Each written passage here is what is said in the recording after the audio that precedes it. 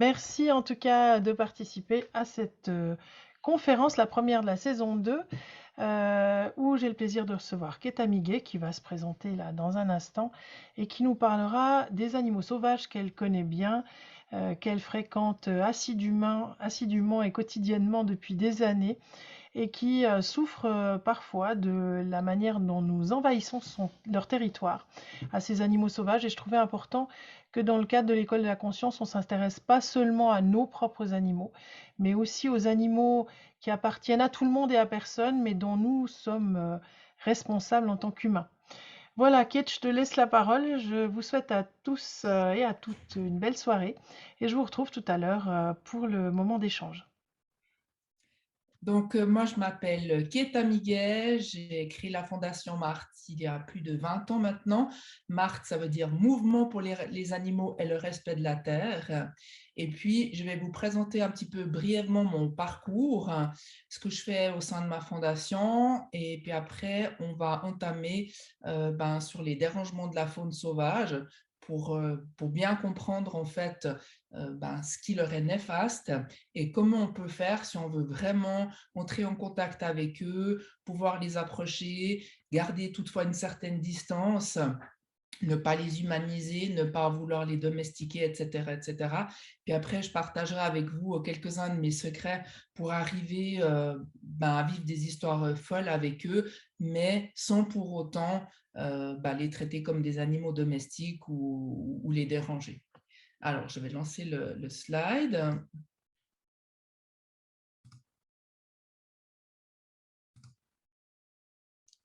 C'est en plein écran? C'est parfait. OK. Alors, il n'est pas reparti au départ. Voilà. Donc, le thème de cette conférence, apprendre à mieux connaître la faune sauvage et la nature pour mieux les respecter. J'ai inclus le mot nature dedans, même si on va principalement parler de faune sauvage. Pourquoi? Parce que l'un ne va pas sans l'autre. On ne peut pas protéger des animaux sauvages si on ne protège pas leur biotope. Alors, on m'a souvent dit que j'étais pas toujours humaine. Certains me disent que je suis à moitié animal, même des fois plus animal que femme. Pour moi, c'est plutôt un compliment parce que je me sens plus proche des animaux, spécialement aussi des animaux sauvages que de mes pairs humains. Donc, en fait, depuis toute petite, juste une question, vous voyez le curseur qui bouge là ou pas sur l'écran? Oui. Alors, je vais le laisser tranquille. Voilà, je le mets là. Donc, depuis toute petite, j'ai consacré ma vie aux animaux, à la nature. Quand j'étais petite, c'était tellement inné que je ne me rendais pas compte en fait que j'avais ce lien spécial avec les animaux. Je pensais que c'était un peu tout le monde avait ce lien. Puis en grandissant, je me suis vraiment rendu compte que non, il n'y a pas tout le monde qui a ce lien, et notamment avec la faune sauvage. Donc depuis toute petite, voilà, je m'évertuais à sauver les têtards du coin. Si la gouille venait à s'assécher, j'allais leur remettre de l'eau. Enfin bref, j'étais déjà très, très engagée sans le savoir depuis toute petite. Et c'est vrai que j'ai grandi dans la nature. Je sais qu'on m'a raconté que je partais la nuit pour aller voir les renards alors que j'avais même pas 10 ans. Enfin voilà, c'était vraiment tout pour moi, c'était inné, les animaux. Et afin de protéger une famille de castors, en fait, qui étaient les pauvres, euh, il y avait une espèce de butte avec des sites, des déchets contaminés. Et en fait, ils gaugeaient dans cette eau sale. Et puis, voilà, moi, je m'intéressais à ces castors que j'allais observer. Et donc, pour pouvoir leur venir en aide, parce que chaque fois que je disais, oui, mais il faut faire quelque chose pour ces animaux, on me disait, mais, ouais, mais vous êtes qui? Vous agissez au nom de qui? Alors, j'ai décidé de créer la Fondation Marthe, pour venir en aide aux animaux. Donc, j'ai créé cette fondation en 1999. Et depuis, j'ai toujours consacré ma vie aux animaux, au début à temps partiel et maintenant à 3000% parce que vraiment, je fais que ça, quoi.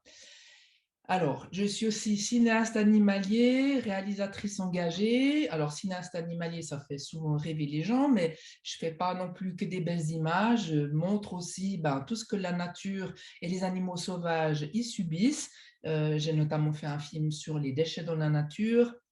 J'ai fait un film sur la chasse, le premier film francophone complet vraiment qui dénonce tout ce que la faune sauvage subit à cause de la chasse. On a beaucoup de Français ce soir, donc ils vont aussi pouvoir parler de ce qu'ils vivent au quotidien. Je suis aussi une naturaliste et une éthologue passionnée. Je ne connais pas tous les noms d'insectes ou de fleurs. Par contre, moi, ce qui m'intéresse, c'est vraiment le comportement. Et j'adore voir justement l'interaction inter- et intra-espèces et aussi avec leur milieu naturel et le rôle qu'ils jouent en fait ces animaux dans leur écosystème. À travers ma fondation, je fais aussi beaucoup d'enquêtes et d'actions pour la nature et d'enquêtes pour la maltraitance. Alors, ma fondation, en fait, on s'occupe aussi bien des animaux, de la faune sauvage, de la nature et de l'écologie. Ça, je vous ai déjà dit. Alors, j'ai fait plus de 200 vidéos sur la faune sauvage, des reportages, etc. Et puis, pour aider les animaux sauvages, il faut aussi aider la nature. Donc, c'est pour ça que je fais des nettoyages de déchets et aussi des revitalisations de biotopes. Je m'occupe par exemple de marais pour pas qu'ils s'assèchent. Je vais ôter les déchets, les bois, etc. Je refais des plantations pour qu'il y ait toujours un biotope qui tiennent un petit peu la route malgré toutes nos infrastructures, nos dérangements, nos loisirs, etc. J'essaye un petit peu avec le peu de moyens financiers que j'ai, de faire au mieux pour cette faune vraiment qui subit. Alors, ça, c'est le thème du jour. Alors, je vous montre juste le trailer parce que je ne sais pas si tout le monde l'a vu. Souvent, les gens disent « Oh, j'ai vu un sanglier », mais ils ont vu un animal qui fuyait parce qu'il était dérangé. Et quand les animaux vous font confiance, on voit des animaux comme ça, qui ne sont pas dérangés.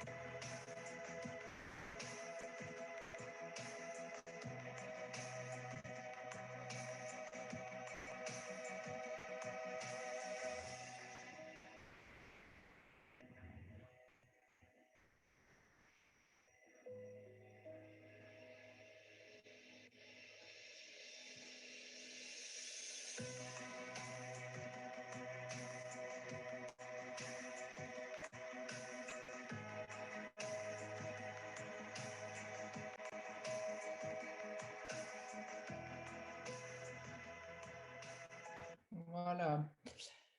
Alors, quand on demande aux gens, moi qui suis dans divers milieux, que ce soit animaux domestiques, animaux de rente et faune sauvage, quand on demande aux gens s'ils aiment les animaux et la nature, tout le monde dira oui. Vous ne trouverez jamais personne qui va dire « moi, j'aime pas les animaux, j'aime pas la nature ». Mais dire qu'on les aime, c'est un petit peu facile de le dire comme ça. C'est souvent qu'un mot, qu'une phrase, mais qui n'a pas du tout de sens. En vérité, les gens, quand ils disent qu'ils aiment les animaux à la nature, c'est plutôt pour ce que la nature et les animaux leur apportent. Ils n'apprécient pas vraiment la nature telle qu'elle est. C'est-à-dire qu'une nature un peu fouillie, des ronces, des trucs comme ça, là, ils ne vont pas aimer la nature. Ils vont aimer s'il y a un beau paysage, s'ils peuvent aller se baigner, s'ils peuvent faire des jolies photos, s'ils peuvent se détendre ou s'ils peuvent faire des loisirs.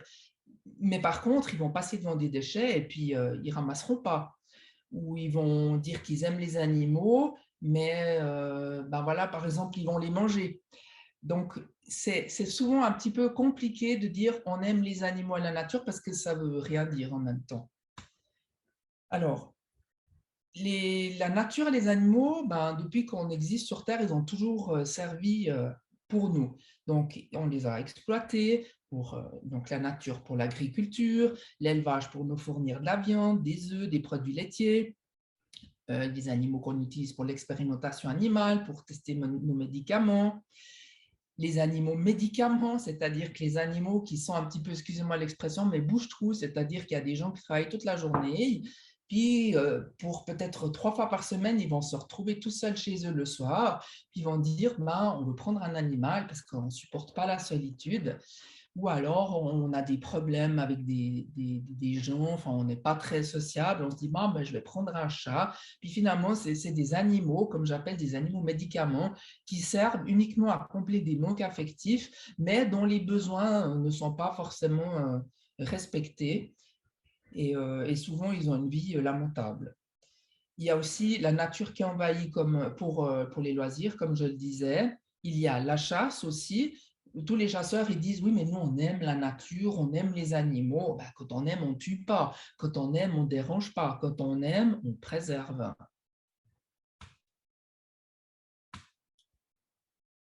Alors, quand on parlait, quand je vous expliquais là justement, alors tout le monde dira qu'il aime son propre animal, il aime son cheval, son chat, etc. Et puis les autres, ceux qu'on ne voit pas, les cochons enfermés dans les porcheries ou voir la faune sauvage pour les citadins, ben c'est voilà, c'est pas intéressant parce qu'on n'a pas de lien affectif avec ces animaux, on est déconnecté d'eux, donc finalement leur sort nous intéresse que moyennement. Mais si on aime sincèrement la nature, les animaux, ben, comme je le disais, on doit les protéger. Et puis, on doit savoir aussi quand c'est qu'on dérange. On doit savoir aussi rester en retrait. Je vous expliquerai après par plein d'exemples qu'en fait, la plupart des gens, ils ne savent pas rester en retrait. Ils ne savent pas se dire, non, mais si je fais ça, ok, ça va peut-être faire 5 minutes d'adrénaline, de plaisir, mais le dérangement que je vais causer, c'est juste pas possible. Alors, il y a soit des gens qui s'en fichent de déranger, malgré qu'ils savent qu'ils vont déranger, puis il y a les autres qui sont tellement déconnectés de la nature et des animaux sauvages qu'en fait, ils n'ont même pas notion qu'ils dérangent. Alors, la différence entre les animaux domestiques et les animaux sauvages. Les animaux domestiques ont été apprivoisés, privés de liberté de mouvement, ils sont devenus totalement dépendants de nous. Même les chiens qui ne sont pas en extérieur, bah, ils ont besoin de nous même pour aller faire leurs besoins. Donc, on a vraiment transformé ces animaux presque en robots. Physiquement et mentalement, on les a aussi transformés pour que ça réponde à nos critères. Les bergers allemands avec les hanches toujours plus basses, les bulldogs avec un faciès complètement éclafé qui ont des gros problèmes de respiration. Ensuite, dans le caractère aussi, on a modifié génétiquement, on a fait des sélections pour avoir tel et tel chien, ben, chien de troupeau, chien de garde, etc., chien de chasse. Et aussi les animaux de rente qu'on a atrophiés pour aussi notre confort, des vaches avec des tétines toujours plus grosses, etc., pour produire toujours plus. Donc, les animaux domestiques n'ont quasiment plus rien de ce qu'ils étaient au départ, des animaux sauvages. Si on prend le loup et le chien, il y a quelques instincts qui sont toujours là, mais sinon, ben, voilà, certains chiens, on se dit, mon Dieu, dire que cet animal descendait du loup, on a de la peine à y croire. Et ça a été très vite en termes de temps, hein, dans l'échelle du temps. Les animaux sauvages, par contre, eux, ils sont libres, ils sont sauvages, non domestiqués évidemment, et puis ils vivent en milieu naturel. Ils sont parfaitement adaptés à leur vie, à leur écosystème. Et plus on leur fout la paix, mieux ça se passe. Ils ne sont évidemment pas modifiés génétiquement, ils sont vraiment capables de se nourrir, de se déplacer, de se mettre à l'abri. Ils savent qu'ils doivent faire une migration, même qu'ils n'ont pas les parents, je veux dire les oiseaux, ils savent qu'à un moment donné, ils vont partir en migration, les papillons, la même chose. Les animaux sauvages, ben voilà, on les a rendus un peu dépendants, un peu bébêtes de nous, malheureusement. Les animaux sauvages, ils sont très bien faits parce qu'il y a des espèces pour chaque rôle. Vous avez des prédateurs qui vont un petit peu faire le ménage et veiller à la régulation pour qu'il n'y ait pas trop d'espèces. Vous avez d'autres espèces comme les espèces herbivores qui vont veiller à justement à réguler la végétation. Et en fait, tout ce petit monde s'imbrique, fonctionne parfaitement bien. Chacun a un rôle à jouer, que ce soit vis-à-vis des autres espèces, mais aussi vis-à-vis de la végétation et du monde minéral, etc., etc. Donc, si on commence à tripoter la nature, comme c'est ce qu'on fait depuis des dizaines d'années, il ne faut pas dire plus, ben, c'est là qu'on dérègle tout. Et c'est là qu'il y a des catastrophes qui se passent. Alors, l'évolution de nos rapports avec les animaux et la nature. Donc, il y a eu une période, ce n'était pas tellement à la mode d'aller dans la nature, je dirais. C'était plutôt les villes, tout ça. Puis maintenant, ça revient un petit peu en force. Les gens, on voit qu'ils vont beaucoup plus dans la nature. Il y a jamais eu autant de photographes animaliers pour diverses raisons. Enfin, voilà, on voit un retour à la nature. Alors, on pourrait dire que c'est bien parce qu'on peut se dire, ah ben les gens, ils se reconnectent à la nature, au monde sauvage, c'est bien. Mais le problème qu'il y a, c'est que si on ne le fait pas de manière correcte, eh ben, en fait, ça crée énormément de dérangements.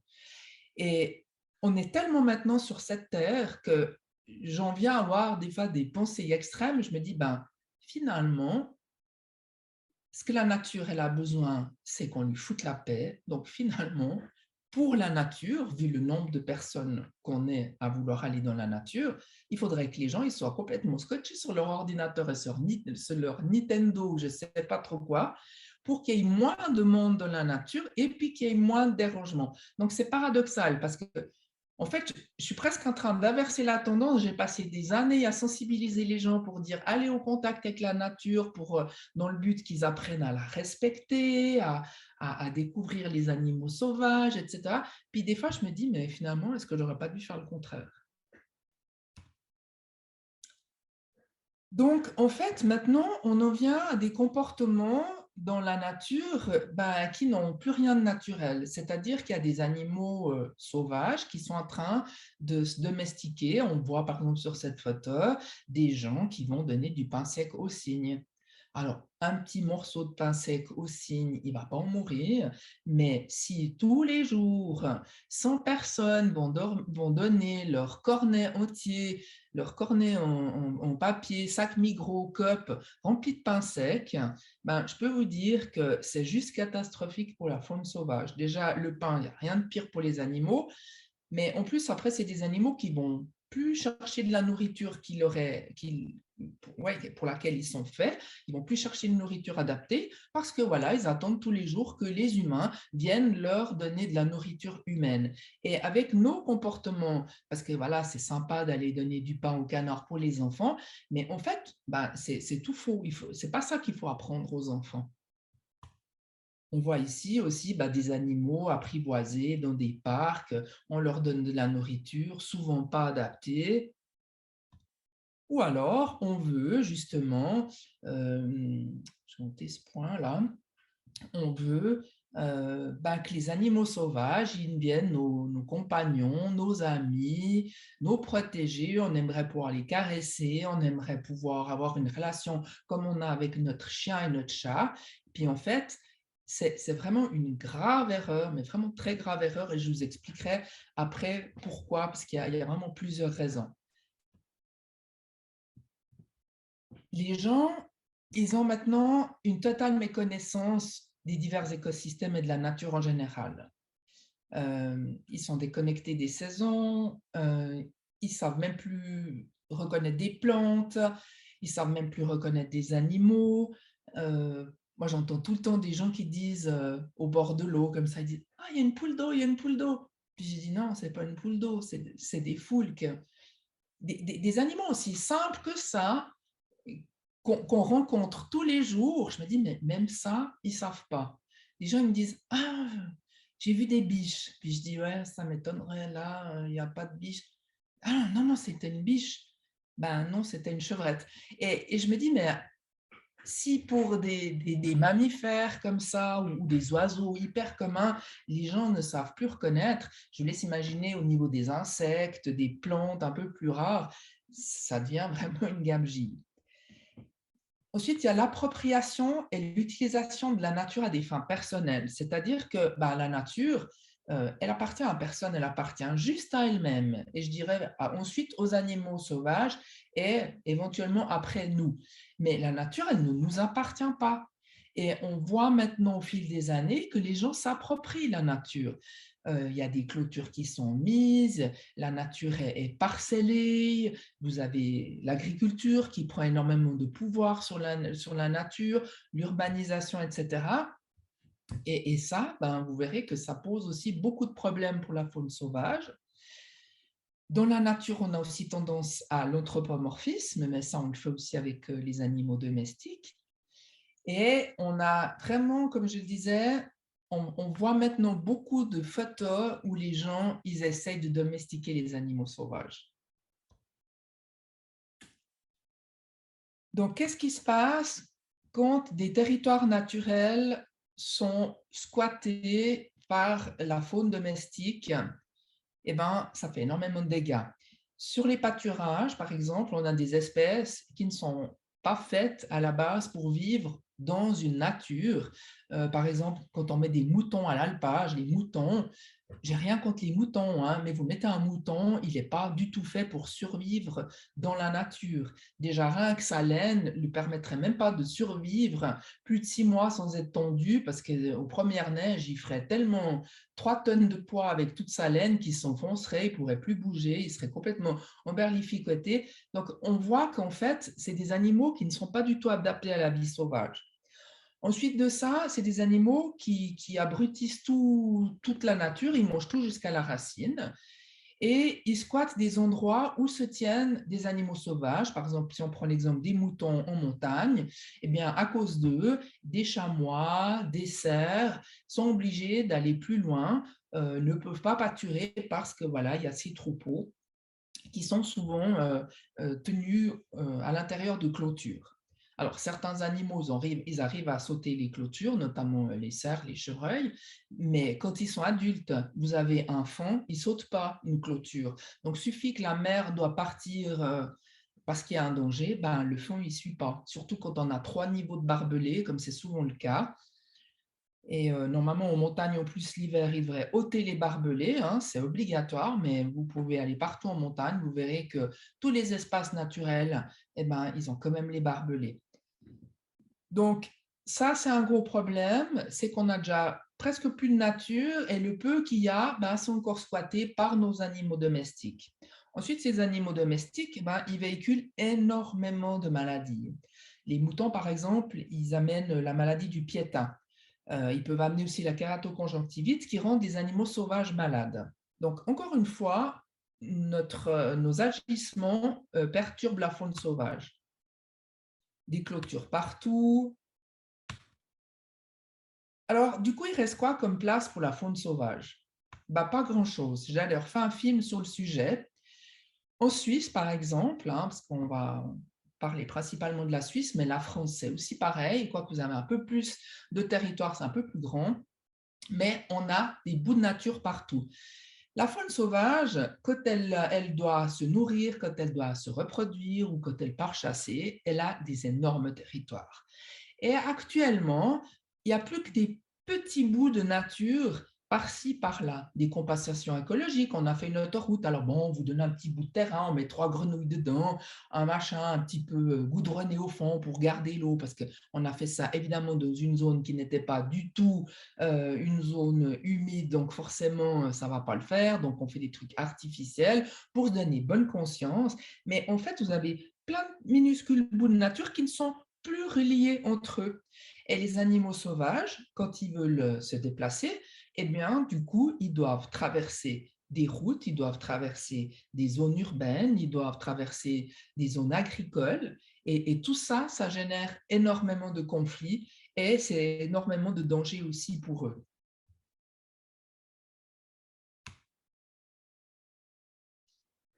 Est-ce que vous saviez qu'une majorité des animaux qu'on croit nocturnes sont en fait des animaux diurnes qui ont dû s'adapter pour survivre? Ça, il y a très peu de gens qui le savent, à part les chouettes, les blaireaux, ou certaines autres espèces, des salamandres qui préféreront sortir le soir ou tôt le matin ou la nuit. Mais la plupart des espèces ici chez nous, qu'on croit que c'est des animaux nocturnes, ben en fait, c'est des animaux qui normalement vivent la journée et qui ont dû s'adapter à cause de nous de sortir le soir pour être tranquilles. Les castors, tout le monde pense que les castors sont des animaux nocturnes. Eh ben non, les castors, si vous allez dans des endroits reculés au Canada, eh ben ils sont toute la journée, ils sont même majoritairement la journée dehors. La même chose avec les renards. Tout le monde pense que les renards, ils sortent la nuit, qui vivent toute la journée dans leur terrier. Eh bien, ce n'est pas vrai. Les terriers des renards, ils servent principalement à se mettre à l'abri quand il fait vraiment mauvais ou à mettre bas. C'est vraiment la, la maternité des renards. Mais la plupart du temps, les renards, la journée, ils se tiennent à découvert, sous une souche, dans un fourré, à essayer de prendre le plus de soleil possible. Ce n'est pas des animaux nocturnes. Donc, en fait, le fait qu'on soit omniprésent partout, eh ben, les animaux, ils n'ont pas le choix, ils doivent s'adapter.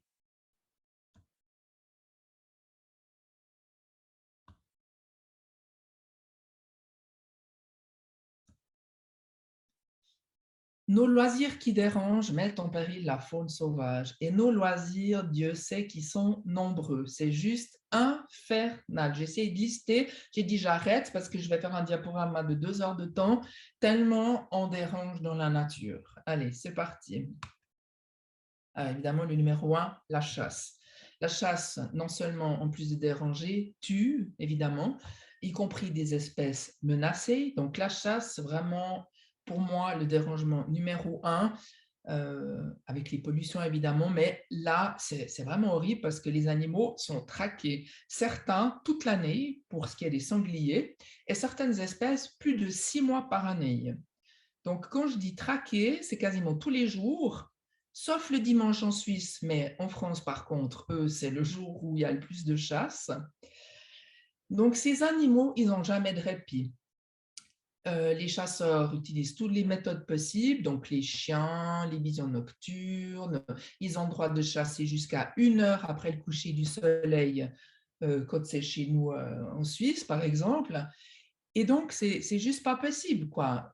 Les animaux, ils peuvent plus vivre. Ils sont déjà envahis, en plus, ils sont chassés. Ensuite,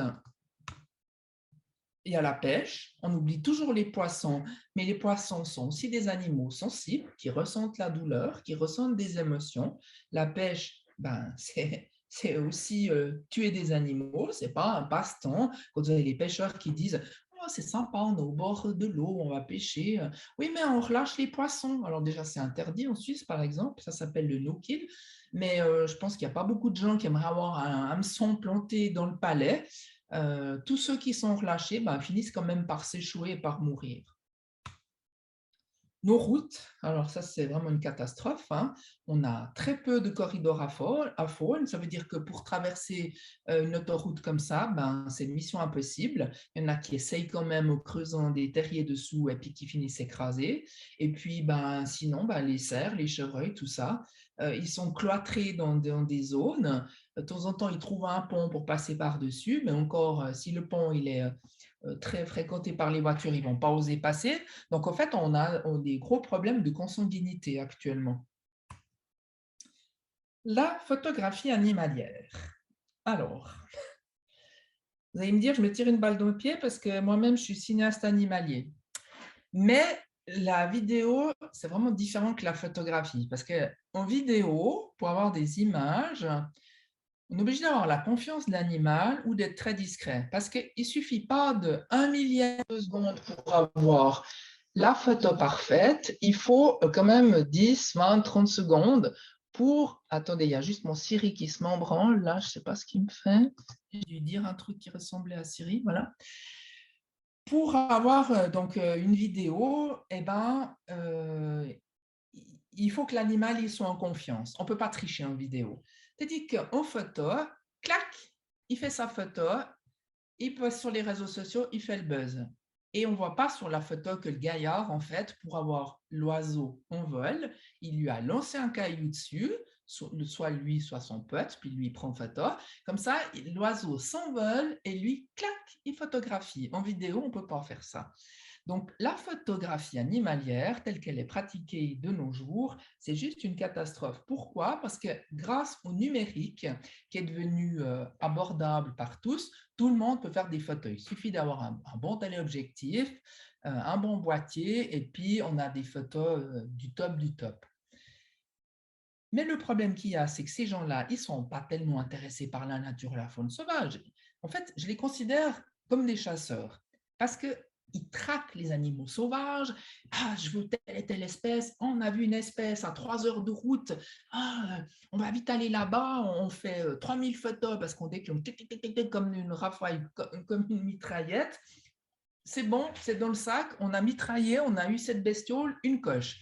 Ah, après le lendemain, on va aller faire tel et tel. Mais ils ne s'intéressent pas, la plupart, je dis bien, aux animaux et à ce qu'ils ont. Eux, ce qu'ils veulent, c'est le trophée. C'est pour ça que je les compare un peu à des chasseurs. C'est la même traque. Ils sont aussi habillés comme des chasseurs. Et vraiment, c'est un dérangement, mais vous n'avez même pas idée. Ils vont photographier pendant la période de reproduction. On voit très bien ce monsieur-là qui est limite dans les roseaux.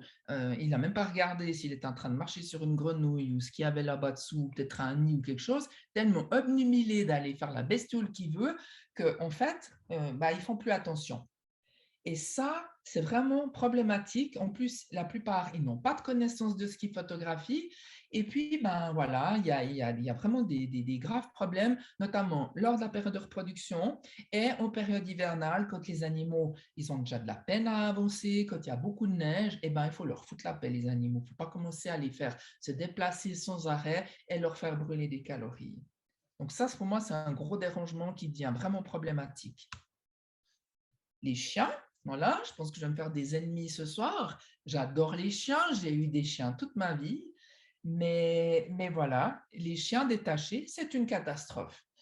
Vous avez tout le temps des gens qui disent ah, mais mon chien, il est gentil, il ne ferait rien. Mais votre chien, juste le fait de pister pendant 1 minute un animal ou d'aller mettre son odeur partout sur un animal va créer énormément de dérangements. Donc, les chiens, en tout cas en Suisse, depuis avril jusqu'à juillet, doivent être tenus en laisse dans et au bord des forêts. Ce n'est pas pour rien.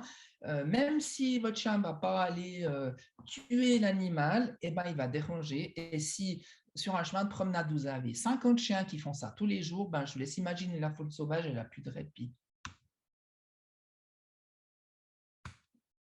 Alors, les sports d'hiver, comme je le disais, hein.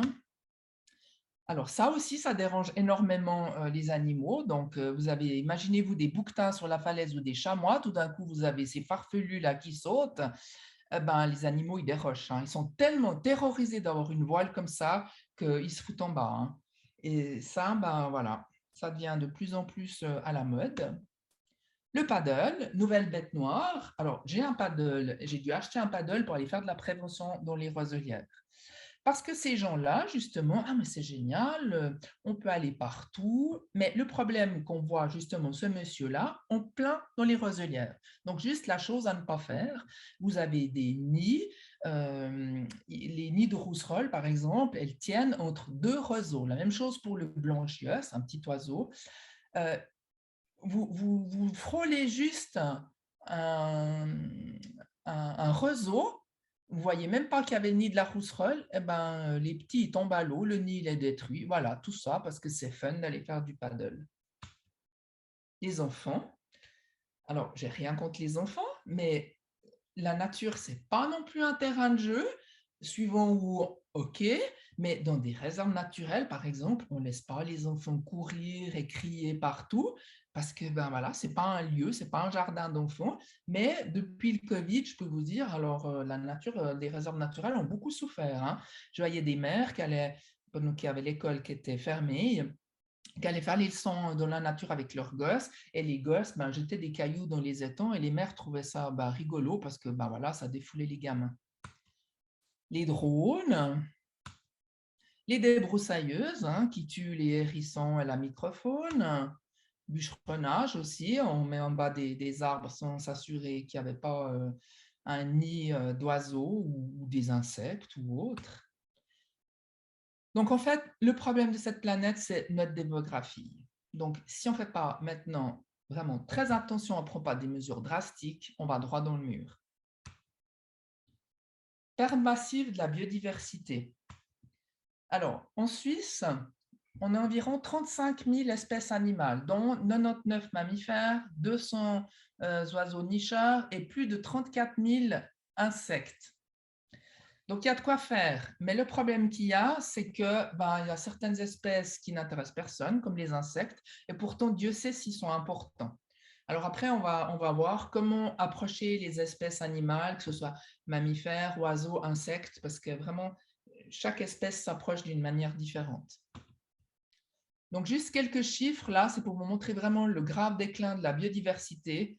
Et si j'insiste vraiment là-dessus avant de passer à l'essentiel de cette conférence, c'est que quand on a compris tout ça, ça change après notre manière d'approcher les animaux. Donc, nous, on est vraiment à la traîne, hein, la Suisse. Et là, on voit vraiment le déclin et les listes rouges qui augmentent toujours plus, toujours plus. Alors, comment se comporter avec respect dans la nature? Voilà, maintenant, on en vient au but de cette conférence. Alors, moi, j'ai un code d'honneur.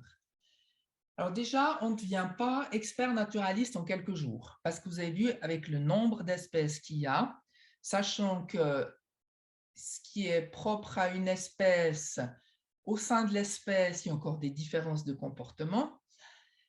Donc, on n'a jamais fini d'apprendre dans la nature. Moi, je me remets toujours en question, pas plus tard que cet après-midi sur une vidéo, je regardais un papillon qui faisait des mimiques que je ne comprenais pas. Je me suis dit, mais est-ce qu'il pond? Mais ça n'a pas l'air d'être des œufs. Et il boit en même temps. Et j'ai demandé à je ne sais pas combien de naturalistes, on n'a encore pas trouvé la solution. Mais je ne lâche pas, je saurai. Donc, c'est pour vous dire que c'est tellement intéressant. Et quand on est vraiment naturaliste, on s'intéresse vraiment à toutes les espèces, pas seulement le renard, le cerf, ce qui est en guillemets sexy, mais on s'intéresse aussi à la microfaune. Et je vous assure que c'est vraiment captivant. Je me suis amusée à calculer le nombre d'heures que j'avais passé pour une seule espèce, donc les castors, sur seulement 10 ans, alors que ça fait plus de 25 ans que je les observe. En 10 ans, j'avais passé plus de 2500 heures, rien qu'avec eux. Donc, je vous laisse imaginer, et je n'ai pas fini d'en apprendre. Donc, mes règles d'or, ça paraît bête, hein, mais c'est le silence. Les gens, des fois, ils croient qu'ils sont silencieux, mais ils ne le sont pas. Alors, bon, déjà, évidemment, on éteint le natel, on ne cause pas. Moi, il y a des fois des gens qui viennent avec moi dans la nature, puis je dis chut. Mais le silence, ça veut dire aussi savoir marcher sans faire de bruit. Quand il y a des feuilles mortes, moi, des fois, pour faire 100 mètres, je fais presque 2 heures quand je dois m'approcher d'un animal. J'arrive je marche un peu à l'indienne, j'arrive à me faufiler dans cette végétation sans faire de bruit. Mais ça s'entraîne, mais les gens, ils ont de la peine. Ils ont de la peine avec le silence, ça vraiment, ça les met mal à l'aise. Mais je vous assure que si vous apprenez à être silencieux de toutes les manières possibles, que ce soit vos habits, votre bouche, votre manière de marcher, etc., et ben, c'est comme ça que vous allez vraiment découvrir des animaux sauvages. Alors, si vous allez en nature avec vos enfants, éduquez vos enfants. Si vous avez l'intention de leur montrer des animaux, aussi le b.a.-ba, c'est de leur apprendre le silence. C'est on ne crie pas, on se comporte avec respect, on gesticule pas, c'est pas un défouloir, voilà. Et si vous leur apprenez petit à petit vraiment ça, vous verrez qu'après vos enfants, vous pouvez vraiment leur montrer des animaux sauvages, mais vraiment de tout près. Ça, c'est génial. Évidemment, si vous voulez observer la faune sauvage, il ne faut pas prendre votre chien. Parce que même s'il est gentil, tout ça, les animaux sauvages, ils vont le sentir. Et pour eux, c'est un prédateur. Même si c'est le bon gros toutou qui n'arrive plus à se traîner parce qu'il a trop de kilos, il a une odeur de prédateur et ça fait fuir les animaux. Alors, il y a plein de gens qui me disent « Ah, mais moi, je vois plein d'animaux avec mon chien. » Le problème qu'il y a, c'est qu'ils voient des animaux souvent qui fuient. Et donc, là, ça veut dire qu'il y a un dérangement. Donc, ça, c'est pas top pour la faune sauvage. Vraiment, allez-y seul quand vous voulez observer les animaux sauvages. Ensuite, les vêtements. Donc, évidemment, quand on va dans la nature, si c'est dans le but de se fondre dans le paysage, vous n'allez pas être en rouge comme moi, un petit chaperon rouge là, mais vous allez mettre des couleurs euh, terre, vert, etc. Alors, ça a deux buts. Déjà, ben, vous serez moins voyant pour les animaux sauvages, mais surtout, et moi, c'est surtout pour ça que je le fais, parce que maintenant, j'ai une telle relation avec les animaux sauvages que je côtoie que je pourrais arriver en parlant, en étant orange fluo, rouge fluo, ils n'ont plus peur. Mais par contre, moi, si je continue à mettre ces couleurs, c'est pour pas que les gens découvrent mes coins. Quand vous découvrez des coins, il faut toujours être discret, ne pas vous faire suivre, ne pas poster ça sur les réseaux sociaux, ne jamais dire où vous avez vu les animaux, tout ça pour les préserver dans leur quiétude. Ah oui, j'ai oublié de dire. Ensuite, ben, ouais, effectivement, il faut vous équiper en fonction du biotope que vous allez voir. Si vous allez voir des animaux de montagne, si vous allez plutôt dans les marais, etc. Marais, ce sera les bottes, l'anti-moustique. Montagne, ce sera les grosses chaussures, les bâtons, etc., etc. Mais bon, ça, je pense que ça me paraît évident.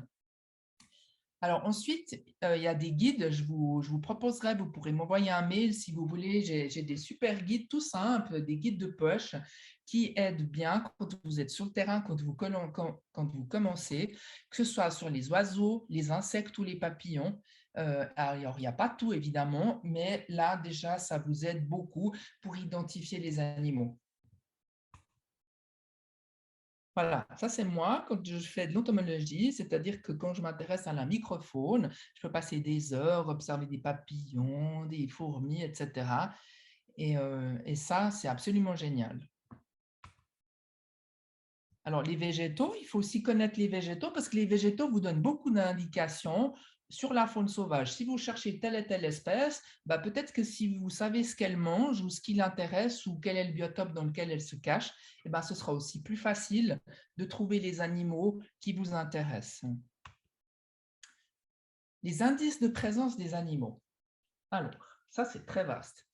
Les gens pensent que c'est seulement les empreintes, comme il y a ici, mais il y a tellement d'indices.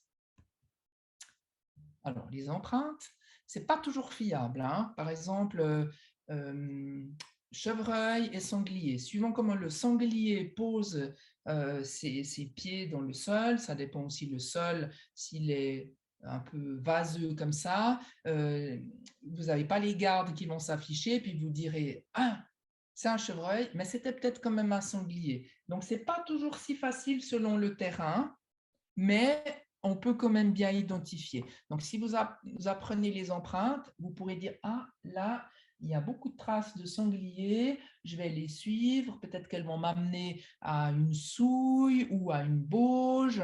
Donc, les souilles, c'est les petites gouilles dans lesquelles ils vont se vautrer, et les bauges, c'est en fait les lits des sangliers. Et ça vous permet de découvrir plein de choses grâce aux empreintes. Il y a les crottes, les cils, voilà. Par exemple, en haut, c'est des crottes de sanglier et en bas, c'est des crottes de lapin de garenne ou de lièvre. Ça, c'est très important d'avoir ces indices-là. Elles vous indiquent aussi, selon qu'elles sont encore mouillées, sèches ou autres, de quand elles datent. Ensuite, il y a les poils. Les poils, par exemple, on trouve beaucoup sur les troncs comme ça, les résineux, contre lesquels les animaux viennent se frotter pour ôter les parasites. La résine qui retient justement les parasites retient aussi souvent des poils. Et là, typiquement, c'est des arbres frottoirs pour les sangliers. Et si vous allez regarder, il y aura des poils. Il y a les traces aussi sur les végétaux. Par exemple, là, on voit ces végétaux, ils ont été abîmés par des cerfs. Les chevreuils le font aussi, c'est un peu différent, mais suivant la taille ou les marques, quand c'est vraiment un peu déchiré comme ça, des lambeaux d'écorce qui tombent, ça c'est très souvent les cerfs. Et puis si les marques sont hautes, c'est les cerfs. Vous avez aussi les pics qui font des marques comme ça sur les bois. Donc, vous pouvez voir, quand il y a une forêt, quand il y a beaucoup de bois qui sont marqués, ben, vous pouvez dire, ah, ben, je vais tendre l'oreille, écouter s'il y a des pics, parce que comme les animaux sont territoriaux, eh ben, vous avez beaucoup de chances d'en trouver dans le secteur. Voilà, par exemple, l'image de gauche et de droite, c'est des cerfs qui ont fait ça. Et on voit en bas, il y a tous les petits copeaux là. Alors ça, il le fait avec ses bois. C'est pour marquer son territoire, mais il le fait aussi plus tard quand il a les bois de velours, par exemple les chevreuils, quand il veut parce que les bois, en fait, tombent, contrairement aux animaux qui ont des cornes. Par exemple, les chamois, les bouquetins ont des cornes, donc ils ne les perdent jamais. C'est-à-dire que les animaux qui ont des bois, comme les chevreuils et les cerfs, c'est uniquement réservé aux mâles, les femelles n'en ont pas. Et à un moment donné, ils perdent leur bois. Et au moment, alors donc là, ils frottent pour marquer le territoire. Là, on est en plein rut du brame du cerf. Et plus tard aussi, quand ils ont perdu leur bois et qu'ils vont commencer à repousser, au moment où les bois repoussent, il y a du velours dessus. Et en fait, ce velours, au bout d'un moment, eh ben, ça leur gratte, ça leur démange et tout. Donc, ils vont se frotter contre les arbres pour faire tomber ce velours. Et une fois que le velours est tombé, on a les bois comme ils ont maintenant actuellement. Voilà, donc les cavités, comme je vous disais, des indices de présence. Donc là, par exemple, c'est un pic qui a creusé une cavité. Ça peut être soit une ancienne cavité, soit une qui va servir pour sa progéniture, ou alors il vient continuer à piquer les troncs pour aller chercher les insectes qui se trouvent à l'intérieur. Les fameuses souilles. Alors ça, moi, j'adore les souilles parce que je suis une fan de sanglier. Et les souilles, on apprend énormément de choses au bord d'une souille. On voit justement les empreintes, on voit justement la fréquence des passages des animaux. Si vous faites une fois un affût à bonne distance, hein, si vous êtes trop près de la souille, les animaux ne viendront pas, ils vont vous sentir. Mais si vous faites un affût à bonne distance d'une souille, eh ben, vous verrez que c'est génial parce que vous avez les oiseaux qui viennent boire, vous avez les animaux qui viennent se rouler dans la boue. Et là, c'est juste magnifique. Malheureusement, elles sont souvent en forêt, un peu cachées dans l'ombre, avec peu de lumière. Les carcasses aussi sont des excellents indices de présence, notamment pour quand on cherche des prédateurs. Suivant la taille de la carcasse, on sait que ça peut être un lynx ou un loup qui a prédaté, même si le renard après est venu peut-être finir les restes, mais suivant la taille, on peut se dire, ouh là, il y a du lourd. Les odeurs. Alors ça, c'est mon point fort. Et je trouve que c'est beaucoup trop sous-estimé chez les gens. Si vous arrivez à développer votre odorat, moi, c'est ce qui me permet de trouver quasiment tous les animaux avant de les voir. C'est mon odorat. D'ailleurs, je ne supporte pas d'avoir le nez bouché parce que j'ai l'impression que je suis complètement handicapée. Moi, mon odorat, j'ai tellement appris à le développer qu'en fait, j'arrive à déceler dans la forêt, par exemple, s'il y a un chevreuil dans le coin, s'il y a un sanglier qui a passé, même s'il a passé le matin, j'arrive encore à sentir l'odeur. J'arrive à définir si c'est un mâle ou une femelle, par exemple dans les renards, quand ils pissent, ils ont des odeurs totalement différentes. Enfin, les odeurs, c'est tellement riche et vraiment, je vous invite à vraiment développer votre odorat parce que, bon, ce n'est pas donné à tout le monde. Je sais que l'odorat, c'est le plus dur à développer. Mais bon, essayez, franchement, ça vaut la peine. Après, l'écoute, évidemment. L'écoute, elle vous permet d'entendre le chant ou le cri des animaux. Avec les oiseaux, on peut, si on connaît un petit peu, facilement reconnaître l'espèce qui chante ou qui crie. Bon, attention toutefois, il y a des oiseaux qui imitent très très bien, comme le geai par exemple, qui peut imiter plusieurs autres oiseaux. Mais par contre, le geai, si vous l'écoutez bien, il va aussi vous donner des indices de présence des autres animaux. Si vous êtes tranquillement en affût dans la forêt, puis que tout d'un coup vous avez un geai qui crie, eh ben, ça veut dire qu'il y a quelqu'un ou un animal qui s'approche. Donc, tout de suite, hop, les sens en alerte, qu'est-ce qui se passe si c'est un humain? Je me camoufle, pour qu'on me voie, si c'est un animal, qu'est-ce que c'est, etc., etc. Donc, non seulement les animaux, le cri et le chant des animaux vous permettent de les identifier, mais vous donnent aussi l'alerte de ce qui se passe autour de vous. Après, il y a le son des pas dans le feuillage. Parfois, ça rebouille dans les feuilles mortes, puis vous ne savez pas ce que c'est. Essayez d'apprendre aussi ce que c'est. Moi, d'un seul bruit de feuilles mortes, je peux vous dire si c'est un chevreuil, un cerf, un sanglier ou un merle, ou Dieu sait quoi, un écureuil. parce que ce n'est pas du tout le même bruit. Le, comment dire, les pas aussi, la manière de fuite des animaux quand ils marchent ou leur manière de marcher n'est pas du tout pareille entre un chevreuil, un cerf ou un sanglier. Donc ça, si vous apprenez aussi, c'est génial. Mais pour apprendre tout ça, le mieux, c'est vraiment de l'affût. On va en parler après. Voir sans être vu. Ben voilà. Ça, c'est moi quand je suis totalement cachée, que je ne veux pas que les gens me voient, que je suis dans un endroit que je ne veux pas parce que c'est un super spot. Il y a une espèce que je n'ai pas envie que les gens... Parce que comme je suis assez connue, les gens ils se disent « Ah, s'il y a Kate par là, c'est qu'il y a quelque chose d'intéressant. » Non, moi, je veux préserver les animaux. Je ne donne jamais les lieux. Je suis toujours toute seule, voilà, pour préserver les animaux. Et ben, évidemment, je camoufle aussi mon matériel. Donc, comme on le voit là sur l'image de droite, ma caméra, elle est aussi camouflée. Et souvent, je me mets sous ce filet. Je fais des heures et des heures et des heures d'affût. Des fois, je me pose dans un endroit, puis j'attends. Il se passe toujours quelque chose dans la nature. Alors, moi qui ne suis pas du tout patiente avec les gens, mais je peux rester des fois 6 heures en affût, il y a toujours quelque chose qui se passe, que ce soit au niveau des insectes, une fleur, un oiseau, un bruit, quelque chose. C'est tellement riche en enseignement, cette nature. Alors, les qualités pour devenir un bon naturaliste. Bon, suivant où vous allez, il faut être en bonne condition physique, si vous allez en montagne, par exemple. Moi, par exemple, j'ai tous les jours 16 kilos de matériel sur le dos. Je commence à les sentir, hein. Je dois dire, je me fais vieille là. Et ben, je veux dire, le soir, c'est un peu pénible, hein. Il faut être curieux. Ça, je dirais que c'est une des principales qualités d'un bon naturaliste. Des fois, vous partez peut-être pour aller observer les cerfs, admettons. Ben, vous n'allez peut-être pas les voir parce que c'est comme ça dans la nature. Ce n'est pas nous qu'on décide. Mais si vous êtes attentif, vous allez faire plein d'autres découvertes qui vont vous apporter tout autant que si vous aviez vu des cerfs, que ce soit des insectes, des oiseaux ou autres. Donc, vraiment, être curieux de ce qui se passe. La patience aussi, ben voilà, quand vous faites de l'affût, ben des fois il ne se passe rien pendant 6 heures, ben voilà, vous avez attendu pendant 6 heures et puis votre bestiole que vous convoitez, eh ben, elle n'est pas venue. Ben, ma foi, c'est comme ça. À l'écoute, donc de la nature, mais aussi de toujours plus s'informer, beaucoup lire, regarder des vidéos. Il faut être passionné dans la nature parce que quand on passe des heures dans la nature, ben, il faut vraiment aimer ça.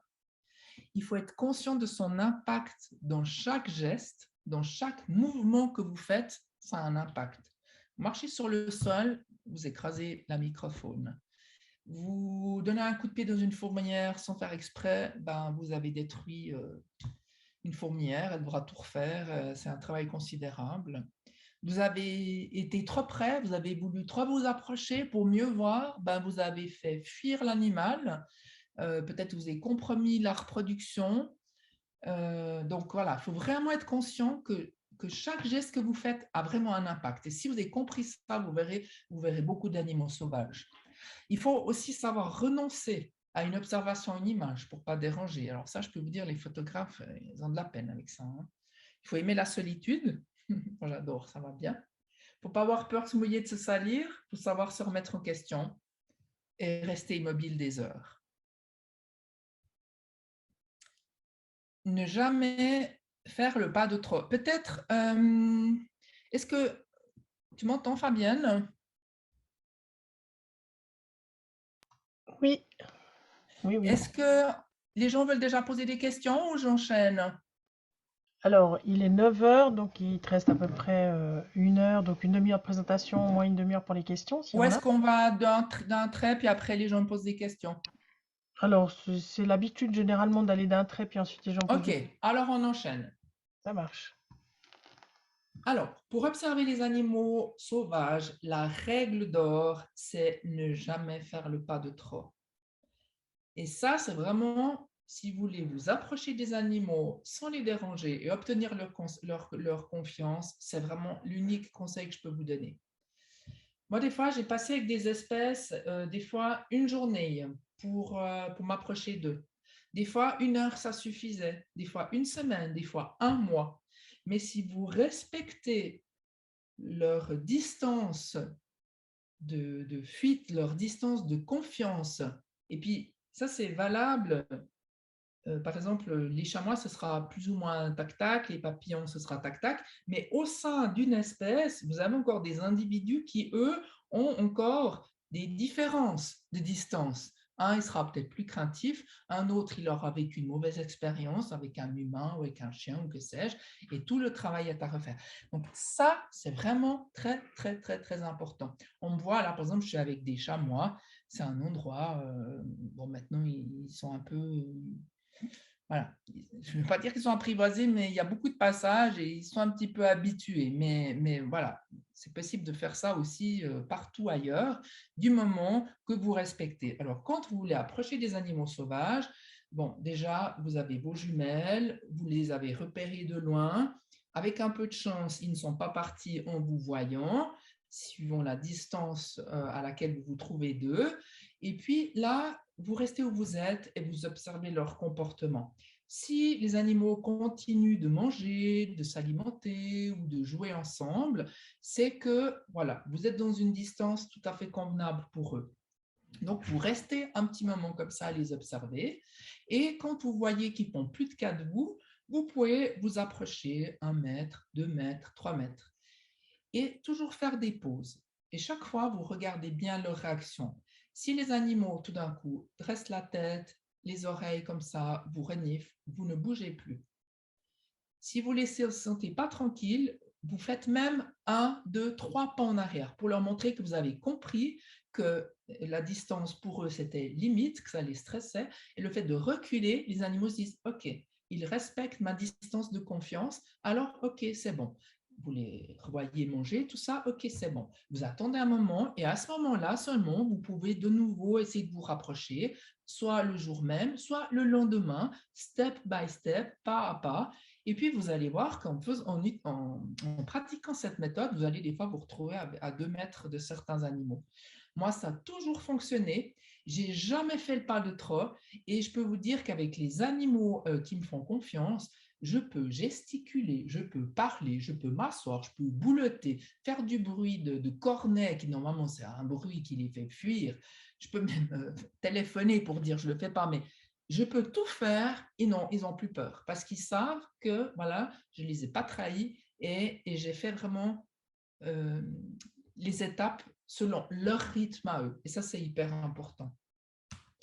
Une bécassine des marais, donc un milieu marécageux, les oiseaux,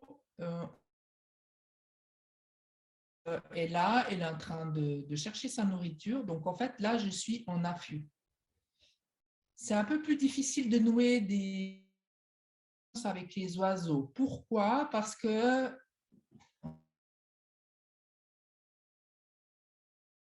la plupart des oiseaux qu'on a en Suisse, en fait, c'est soit des espèces migratrices, soit ils viennent en Suisse uniquement pour nicher, puis après ils repartent. Donc, généralement, ils sont peu de temps ici. Donc, ils n'ont pas eu le temps de s'adapter au biotope, à l'environnement qu'il y a autour, que des fois, ils repartent. Par exemple, les bécassines, là, on les voit souvent en migration. Donc, ça veut dire qu'elles restent quelques semaines et après, elles repartent. Donc, en fait, elles ne sont pas totalement habituées au biotope. Elles sont toujours sur leur garde et elles sont beaucoup plus méfiantes que les espèces qui vivent chez nous à l'année. Donc là, si j'avais voulu voir cet oiseau sans être camouflé, ça n'aurait pas été possible et ce ne serait pas montré. Déjà, même camouflé, c'est un oiseau qui est vraiment... on voit déjà la couleur du plumage qui est en mimétisme total avec son environnement. Et donc là, si vous ne vous cachez pas, l'animal ne va pas sortir. Hein. Donc, méga dérangement. En plus, il ne pourra pas venir se nourrir. Alors, Martin Pêcheur. Martin Pêcheur, c'est un peu plus facile parce que lui, il est là toute l'année. Et puis, le martin pêcheur, ben, il est très territorial. Donc, si vous trouvez un martin pêcheur à un endroit, vous pouvez être sûr, dans un rayon d'1 kilomètre à peu près, ou même plus petit, vous avez une famille de martins pêcheurs qui vit là. Et comme le martin pêcheur héberge, alors je vous demande, mais ça veut dire que vous vous repostez là où vous l'avez vu, les jours suivants, ben, vous avez de fortes chances de le retrouver sur sa branche fétiche. Et puis si vous vous camouflez, vous faites un affût, et ben, vous avez de bonnes chances de faire des séquences comme celle-ci. Je vais voir si les vidéos elles marchent un peu mieux. Voilà, par exemple, des espèces comme ça, bon, ça c'est filmé en France et tout. Alors, il y a des gens, évidemment, qui trouvent super d'aller filmer ça au drone ou d'aller filmer tout près pour déranger. Ben non, quoi. On voit bien assez près. Il n'y a pas besoin non plus d'avoir tout le temps des gros plans. Donc, comme je vous dis, ne jamais faire le pas de trop. Bon, alors, ça c'est une laie qui me connaît, que j'ai observé pendant des semaines et des semaines.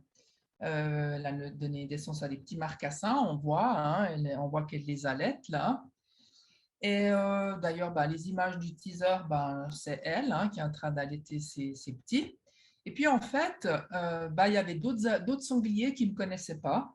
Et du coup, j'avais ma tenue de camouflage, j'avais ma caméra trépied qui était cachée derrière un filet de camouflage. Puis, en fait, cette Leigh avait l'habitude que je lui cause, donc j'allais vers elle, mais voilà, tout en gardant mes distances, mais voilà, je lui causais, ça la rassurait, et je pense qu'elle devait se dire, ah ben c'est Kate, on risque rien, elle va nous foutre la paix, c'est bon. Puis là, comme il y avait deux hardes en fait qui se sont regroupées, certains ne me connaissaient pas, donc je me suis dit, j'aimerais avoir des comportements naturels, parce que le problème qu'il y a, c'est que quand ils me connaissent, ben, ils me regardent. Alors en fait, j'aimerais éviter que les animaux me regardent. Et donc, alors, je m'étais mis en camouflage. Et puis, du coup, cette Leigh, c'est dommage qu'on ne voit pas la vidéo, mais en fait, elle m'a reconnue par l'odeur. On voit son groin bouger. Elle m'a reconnue par l'odeur. Elle s'est dit, ah bon, bah, c'est Kate, ok. Mais comme je n'avais pas les réactions que j'avais normalement avec elle, bah, camouflée sous mon arbre, en guillemets, de feuillage, et comme je ne lui adresse pas la parole, elle a eu un doute. Elle s'est dit, mais c'est l'odeur de Kate, mais elle ne fonctionne pas comme Kate. Donc, à un moment donné, elle vient vers moi comme ça, elle s'approche, elle me ressent, puis on voit qu'elle se dit, ah non, mais c'est quand même l'odeur de Kate, mais c'est pas elle, elle ressemble à un arbre. On voit vraiment que ça l'interpelle. Et finalement, elle s'est vraiment approchée très, très près, puis là, elle était rassurée, elle s'est dit, ah non, non, c'est bien elle, c'est tout bon. Mais c'est pour vous dire qu'ils sont d'une intelligence, mais redoutable, ces animaux. Des fois, on pense se cacher en camouflage en pensant qu'ils ne nous voient pas, mais bien sûr qu'ils nous ont vus, ils nous ont aussi souvent sentis, mais bien avant que nous, on les ait remarqués. Voilà, par exemple, ça, c'est une scène, j'ai pas voulu m'approcher plus. Pourquoi? Parce qu'il y a de la neige. Donc, les animaux, ils sont en mode survie ici. Ils sont déjà descendus assez bas dans le village pour essayer de trouver de l'alimentation. Donc, si je m'approchais un peu plus, surtout que je ne les connaissais pas ceux-là, hein, donc si j'essayais de m'approcher un petit peu, suffit que voilà, il y a un coup de vent dans mon filet de camouflage, tout d'un coup ils ont peur, une odeur qu'ils ne reconnaissent pas, et ben, ça aurait fait un stress chez eux, ils seraient remontés avec l'effort considérable que ça nécessite dans une grosse neige comme ça, et ils n'auraient pas pu s'alimenter. Donc là, mon choix, c'était vite fait. C'était je reste où je suis, je ne bouge pas, je ne tente même pas une approche parce qu'on est en condition hivernale et eux, ils sont en mode survie. Là, par contre, il y a l'hiver, mais on voit qu'il n'y a pas une haute neige, hein, la végétation, elle ressort. Là, je suis à même pas 10 mètres, quoi. Donc là, ça permet de filmer des plus gros plans, d'avoir des comportements, etc., etc. Donc on voit qu'il est totalement en confiance, qu'il n'est pas dérangé. Celui-là, la même chose, il boulotte tranquille, il rumine. Voilà, parce que ceux-là, ils me connaissent. Donc ils savent que je vais les respecter, je ne vais pas m'approcher plus qu'ils m'autorisent. Et du coup, ben, on peut avoir des super prises comme ça. Alors, mes indispensables pour l'observation des animaux sauvages. Alors, les jumelles. Alors, ça, c'est le béaba. Hein. Ça a l'air bête, hein. Ça fait un peu cucul la praline, mais franchement, le nombre de gens que je vois sans jumelles, je me dis, mais ils ne se rendent même pas compte de ce qu'ils loupent, ces gens-là. Avec les jumelles, vous pouvez tout détailler, l'animal, mais surtout l'attitude de l'animal. S'il est stressé, où c'est qu'il regarde, si vous pouvez vous approcher un petit peu plus, etc., etc. Vous pouvez tout identifier avec les jumelles. Par exemple, avec des sangliers, des fois, je les sentais, je savais qu'ils n'étaient pas loin, mais je ne les voyais pas. Donc, parce qu'en fait, ils étaient sous un couvert végétal. Donc, en fait, je me suis mis à genoux avec les jumelles et là, je les ai vus. Donc là, du coup, je savais comment les approcher, plutôt de face, de côté, etc., etc. Après, ben, le filet de camouflage, évidemment, ça, c'est aussi le b.a.-ba quand on veut faire de l'affût. Avec une bonne chaise d'affût, vous mettez dessous, vous mettez votre filet de camouflage, vos jumelles ou votre appareil photo ou vidéo, vous ne bougez plus, puis vous attendez, puis vous verrez bien. Voilà, donc là, on arrive en gros, là, vous avez tous les liens après, vu que vous n'avez pas pu voir des vidéos. Là, il y a plein de vidéos sur cette chaîne Quête Sauvage. Vous pouvez voir mes films animaliers. Puis là, il y a mes réseaux sociaux si vous voulez me suivre. Je poste régulièrement des photos, des vidéos. Voilà, donc maintenant, on va revenir aux questions. Tu veux remettre ta caméra? Voilà.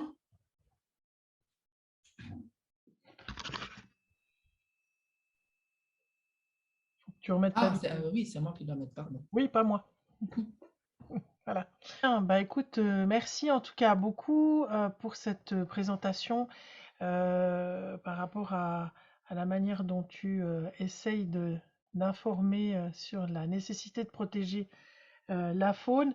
En même temps, c'est vrai que c'est un vaste programme parce que vivre en bonne entente avec la nature, ça implique beaucoup de choses aussi hein, pour nous, les humains. Et tout est une histoire de territorialité aussi. C'est pour ça Euh, que j'ai beaucoup insisté sur la première partie. Parce qu'il y a tellement de gens qui disent ouais mais bon là quand même si on passe ou si on fait ça ça dérange pas mais si ça dérange quoi. Et quand on a conscience de ça après aussi on sait mieux comment se comporter. c'est ça. Merci en tout cas. Je vais laisser la parole aux personnes qui sont là. Si vous avez des questions à poser à Kate, des choses que vous aimeriez qu'elle complète par rapport à sa présentation. Alors n'hésitez pas, soit vous pouvez utiliser le chat qui s'appelle discussion ou discuter en bas de votre écran et je lirai, je ferai le porte-parole pour vous, soit bien sûr vous pouvez allumer votre micro et ou votre caméra et on vous écoute volontiers.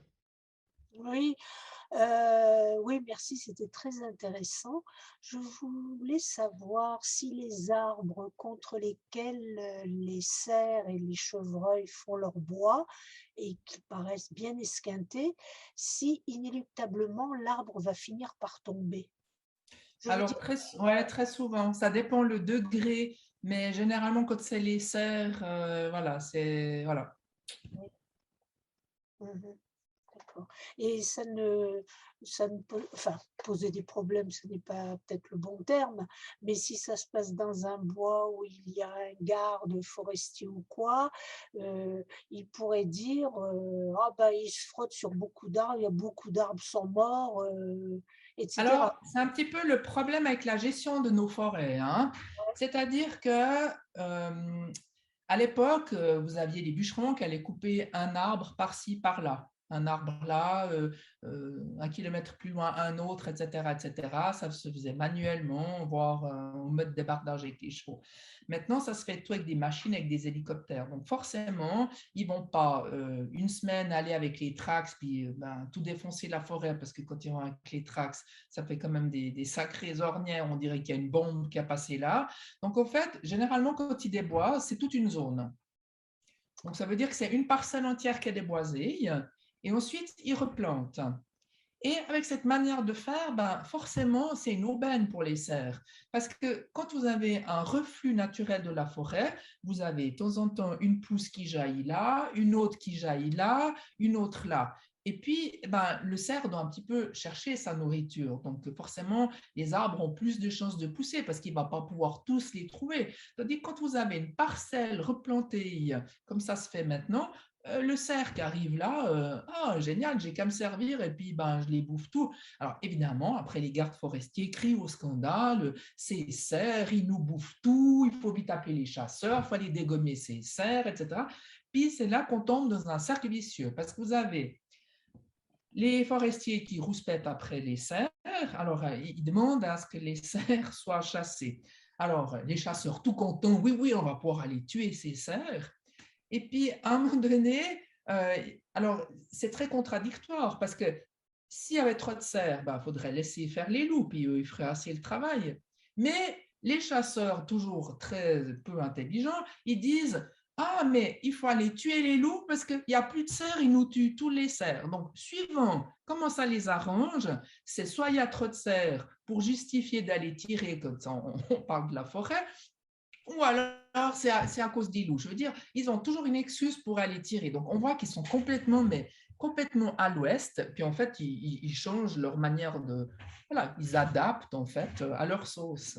Mais si c'était fait naturellement dans un refuge naturel de forêt, on n'a pas du tout cette problématique-là. Oui, oui, Alors après, ils doivent évidemment mettre des protections autour de ces parcelles. Ça demande du travail, des coûts, mais évidemment, c'est contre nature. Donc, bien sûr. J'avais entendu dire, je crois que c'est dans le canton de Genève, que la chasse avait été totalement interdite, non? oui, alors la chasse, ça fait 40 ans dans le canton de Genève qu'elle est interdite. Oui. Alors, il y a quand même des tirs de régulation qui se font. Parce que le problème qu'il y a, l'intelligence redoutable des animaux sauvages, ils ont très bien compris que pour être tranquille en période de chasse, étant donné que France et Vaud, ça mitraille à fond, ils allaient sur Genève puis ils étaient tranquilles. Donc, ça veut dire qu'il y a tous les cerfs du Jura de France qui venaient à la Versoix, les sangliers, pareil, ils passent toute la période de chasse ici dans cet endroit. Et au bout d'un moment, ça faisait un peu beaucoup pour la zone. Donc, ce qu'ils ont dû faire, c'est qu'ils font des tirs de régulation. Alors, je ne suis pas pour, évidemment, mais c'est nettement mieux que la chasse parce que la chasse, c'est des battus, des chiens lâchés, des dérangements. Ça ne dérange pas seulement l'espèce visée, mais ça dérange toute la faune en général, même les oiseaux, même tout, il y a un piétinement de la forêt. C'est-à-dire que les tirs de régulation, c'est depuis un mirador, on agrène un petit peu pour attirer les sangliers. C'est fait dans le calme, zéro stress, de nuit, au silencieux. Et ils remarquent limite même pas s'ils sont une harde, qu'il y en a un qui est tombé, qui est mort. Sur le moment, ils ne remarquent même pas. Après, ils repartent et puis au moins, voilà, il n'y a pas de dérangement et ça leur permet de maintenir un nombre, en guillemets, acceptable d'animaux. Mais ça, ils sont obligés de le faire parce que, comme je vous dis, ils viennent tous là-bas, quoi. Oui, oui, bien sûr, bien sûr. Merci. Il y a plein de questions. Alors, je vais... Marie-Claire, il y avait encore quelque chose que vous vouliez demander?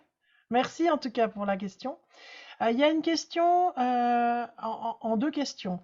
D'abord, la première, c'est est-ce que la Confédération donc suisse s'engage assez pour la préservation des espèces en danger? Non. C'est sa première question. Et la deuxième question qui en découle est, selon vous, c'est quoi le plus urgent à faire? Par rapport à la perte de la biodiversité ou bien? La préservation des espèces en danger, ouais. Ok. Alors non, clairement, on a vu la Suisse était vraiment à la traîne en termes de biodiversité, hein, mais pas seulement en termes de biodiversité, en termes de préservation aussi de biotopes. Comme je le disais, on a des minuscules bouts de nature, des petits territoires. Mais si je vous montre les images, mais c'est d'un grotesque. Il faudrait regarder mon film, il est disponible gratuitement en ligne sur ma chaîne. Le bout de C'est, nature, c'est ça, hein? voilà, c'est Ouais, on le met franchement, en lumière. excusez-moi l'expression, c'est du foutage de gueule. On fait une route là, on fait une zone industrielle sur, je sais pas moi, 20 hectares, puis en compensation, on va mettre une petite gouille au milieu de la forêt, gouille qui dans 3 ans sera complètement asséchée parce qu'il y a les arbres. Évidemment, une forêt, c'est pas fait pour avoir une gouille, donc il y a le reflux naturel de la forêt. C'est des gouilles qui sont souvent goudronnées avec une couche de géomembrane pour permettre la perméabilité, voilà. Peut-être dans 3 ans, il y aura peut-être 3 grenouilles russes qui vont venir pondre, puis encore, elles n'arriveront même plus à remonter de la gouille parce que c'est glissant, parce que c'est de couche plastique, et la plupart sont très mal faites. Et puis voilà, puis alors on a fait nos compensations écologiques, c'est bon. Alors on a fait, on a bonne conscience. Et puis tous ces petits microcosmes de biotopes de compensation écologique sont totalement laissés à eux-mêmes. Il n'y a aucun entretien et puis il n'y a aucun contrôle. Et puis c'est vraiment du foutage de gueule, quoi. Non. Ça serait quoi le plus urgent à faire pour toi?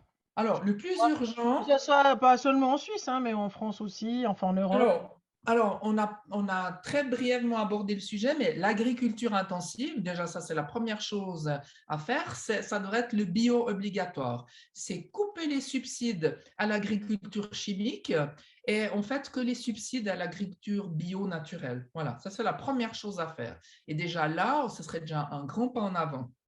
Ensuite de ça, eh ben, c'est tout bête, on en revient toujours au même problème. Si les gens arrêtaient de consommer des animaux, de la viande, du fromage, etc., et si les gens devenaient végétaliens, eh bien, on aurait nettement plus de nature. Parce que le fait de manger végétalien, déjà, ça pollue moins, ça consomme moins d'eau, mais ça nécessite 7 fois moins de surface agricole. Pour la même quantité de protéines dans votre assiette, quand on sait qu'on doit transformer enfin, si on fait le début de la transformation pour arriver jusqu'au steak, eh ben, c'est 7 fois plus de surface agricole. Il n'y a qu'à voir dans la plaine, partout, dans le Gros de Vaud, c'est que des cultures céréalières qui sont faites pour nourrir le bétail. Si on n'avait pas besoin de ça, qu'on se contentait des cultures céréalières pour nous ou culture de légumes, etc., qu'on importe moins. Il y a plein de choses qu'on peut produire ici, les pois chiches, le quinoa, tout ça maintenant c'est prouvé, même le riz, ça se fait en Suisse. Et au lieu d'avoir toutes ces champs de maïs là, eh bien, on pourrait redonner ça à la nature. Ça éviterait aussi des conflits avec la faune sauvage, parce que la faune sauvage qui n'a guère plus de nature, plus d'endroits tranquilles où se tenir, les sangliers par exemple, pourquoi ils vont dans les champs de maïs? Ce n'est pas uniquement pour aller boulotter les épis de maïs, c'est pour être tranquille. Parce que dans la forêt, vous avez des chiens détachés partout, les VTT, les gamins, les pousse-pousse, les gens, les photographes, moi, vous, tout le monde. Et ils sont complètement dérangés, ils ne sont jamais tranquilles. Donc, dans les champs de maïs, c'est le seul endroit où on ne va pas venir les déloger, hormis en période de chasse avec les chiens de chasse. Mais là, ils ont le gîte et le couvert. Donc, si on n'a plus ces champs de maïs, eh ben, on aura aussi moins de sangliers parce que les sangliers, c'est un cercle vicieux. Plus ils ont à manger de choses calorifiques, plus ils vont se reproduire. Donc, quand ils vont dans les champs de maïs et puis que c'est nourriture à profusion, ou dans les cultures maraîchères et autres, eh ben, les sangliers se reproduisent. Donc, on éviterait énormément de pollution, de conflits déjà si on est tous végétaliens. Voilà. C'est simple, mais voilà. Déjà, ça changerait, mais vous n'avez même pas idée de ce que ça changerait le monde. Ok, merci. Qui parmi vous est végétalien? Végétarienne. Enfin, je mange les œufs de mes poules. D'autres questions? Oui, il y avait une autre question. Une personne qui dit, quand je vois des... non, pardon, avant. Est-ce qu'on peut répondre au chant des oiseaux sans les déranger? Je le fais souvent avec les éperviers ou les chouettes Athéna qui sont sur mon terrain. J'ai l'impression qu'ils poursuivent la conversation. Alors, elle le fait de quelle manière? En chantant, en sifflant? Catherine, je pense qu'elle met un enregistrement. Catherine, vous pouvez préciser? Peut-être mettez votre micro. Catherine, le micro, c'est... Ouais, super, merci.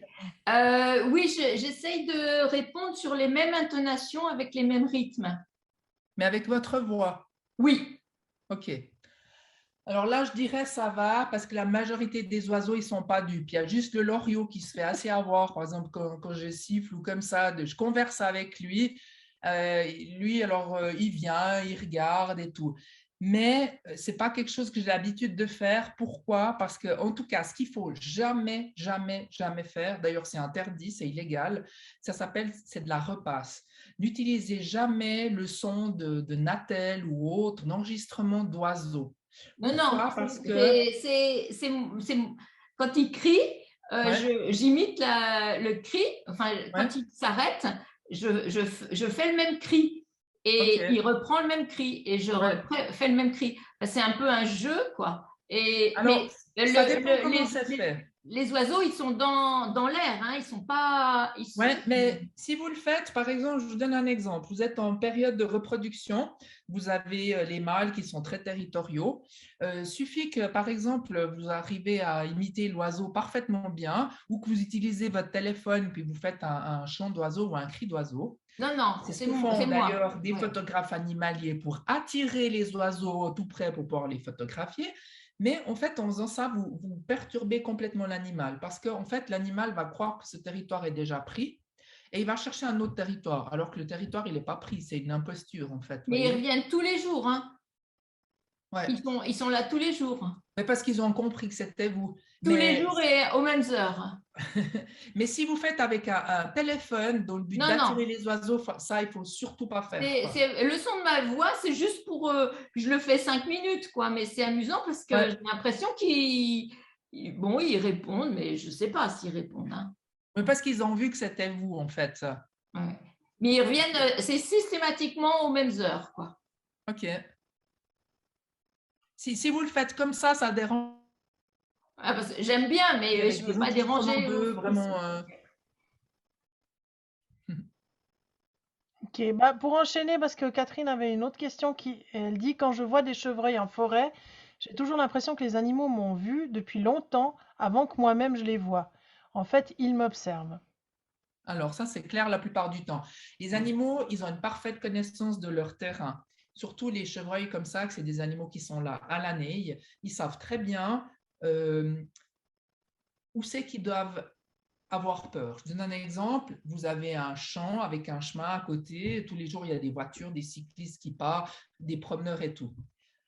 Tant que vous restez sur votre chemin, que vous allez à une vitesse normale, les animaux, pour eux, c'est la routine. Ils se sont habitués, ils se sont dit, OK, bon, c'est comme ça.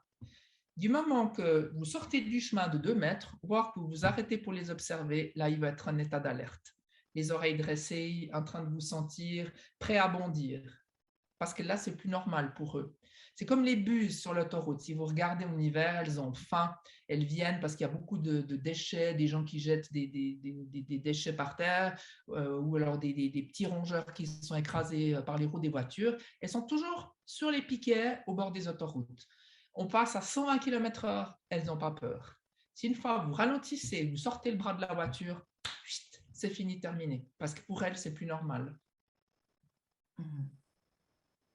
Donc, ils ont appris en fait à maîtriser leur territoire, à savoir ce qui est normal ou pas. Si vous allez dans le champ, si vous essayez de vous approcher comme ça à découvert, il va falloir utiliser la règle absolue de jamais un pas de trop. Vous vous éloignez un petit peu, vous attendez qu'il se calme. S'il rebroute, vous refaites encore un pas en avant, toujours en regardant ses réactions. OK, je peux faire 2 pas, 3 pas, etc., etc. Des fois, ça prend, comme je dis, une semaine, des fois même un mois, des fois 1 heure. Ça dépend des espèces et des individus au sein de l'espèce. J'avais un jeune chevreuil que j'ai connu quasiment tout bébé. J'avais lié amitié avec sa maman. Et donc lui, ben voilà, si sa maman elle me faisait confiance, lui, il m'a fait confiance. Puis, pardon. Il a grandi, donc j'allais le voir très régulièrement, je pouvais m'approcher tout près, j'étais là, debout, à tel point qu'il se couchait devant moi. Donc pour qu'un animal se couche, c'est qu'il est vraiment en totale confiance. Hein.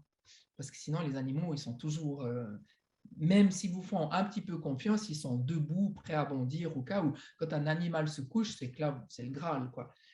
Et non, c'est pas vrai. Le summum du Graal, c'est quand ils vous présentent leur bébé, leur progéniture. Voilà, ça, c'est le Graal. Je vous en parlerai après. Mais donc, alors, ce chevreuil mâle, bah, pour lui, il se couchait, c'était normal, je faisais partie des meubles. Et puis, ben, après, avec la puberté, tout ça, il est devenu adulte, il a une petite copine qui est venue se mettre dans le groupe. Puis, ben, elle est arrivée, puis tout de suite, elle était au taquet, parce qu'elle ne me connaissait pas. Alors, elle était comme ça, prête à bondir, mais elle attendait la réaction du mâle, qui ne venait pas, puisque lui, il avait confiance. Puis, je la voyais, elle le regardait comme ça, elle leur disait, mais il y a un humain, il faut partir, il faut partir. Je la voyais stressée. Puis, lui, il la regardait, elle leur disait, oh, non, c'est Kate, je la connais. Mais je le voyais, elle hésitait à faire confiance au mâle ou à foutre le camp. Finalement, elle est restée debout, lui, il s'est couché, puis au bout d'1 heure, bah, elle s'est aussi couchée. Voilà. C'est des jolies histoires, merci. Il y a une chose que je n'ai pas parlé, c'est les phases d'acceptation. Quand vous liez amitié avec des animaux sauvages, bon alors déjà il y a une règle, hein, on ne touche jamais les animaux sauvages, mais ça je pense que vous l'avez compris, parce qu'il ne faut pas les domestiquer, parce que ils craignent plus l'homme, ben voilà, chasseur, etc.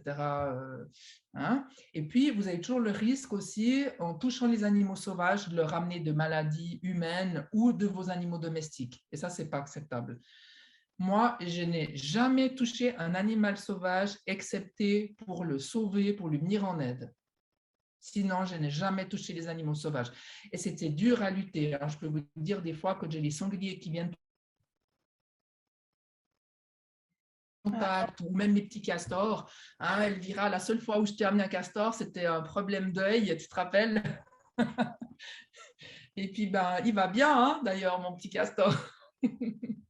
Mais sinon, on ne touche jamais les animaux sauvages, même si on en vit, même si, voilà, ça c'est la limite à ne jamais franchir. Et j'accepterai jamais quelqu'un qui touche un animal sauvage parce que c'est le mettre en péril. Donc, dans les phases, quand vous êtes avec les animaux sauvages, une fois qu'il y a la confiance qui est établie, c'est-à-dire qu'ils ne vous craignent plus, ça c'est la première phase. Donc, ça c'est déjà juste génial. Puis après, il y a la phase où ils sont intrigués par vous. C'est-à-dire qu'ils vous font confiance, mais du coup, ils viennent au contact. Ils vous tournent autour, ils essayent de vous piquer votre sac ou de faire des choses. Enfin, ils cherchent vraiment le contact. Et puis, la troisième phase, qui est peut-être moins intéressante pour quelqu'un qui est un peu, comment dire, pas dire ma mère à chacha, mais comment dire, quelqu'un qui a besoin de toucher les animaux, enfin, qui a besoin de ce contact très étroit. La troisième phase, pour moi, c'est la plus intéressante. C'est l'acceptation totale. C'est-à-dire que quand ils font plus cas de vous, ça veut dire que vous faites partie des meubles. Et puis moi, c'est cette phase-là qui m'intéresse le plus. Parce que du coup, ils font plus de cas de vous, vous faites partie des meubles. En fait, ils nous traitent comme... comme si on était une des leurs. Ils ne me considèrent plus comme une humaine. Et ça, moi, c'est ça la phase que je préfère. Merci. Alors, est-ce qu'il y a d'autres questions? Je regarde mon chat. Là, j'en ai pas reçu d'autres. Ou sinon, je vous laisse prendre le micro.